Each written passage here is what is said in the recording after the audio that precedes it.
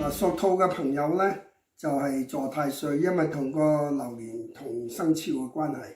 咁坐太歲嘅朋友呢，就唔適宜賭博投機，同埋呢比較容易弱咗個身體，需要多啲運動啊咁。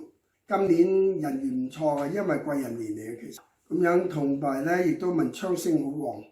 如果能夠做到教育啊、培訓啊，或者係人事方面嘅行業，其實係唔錯㗎。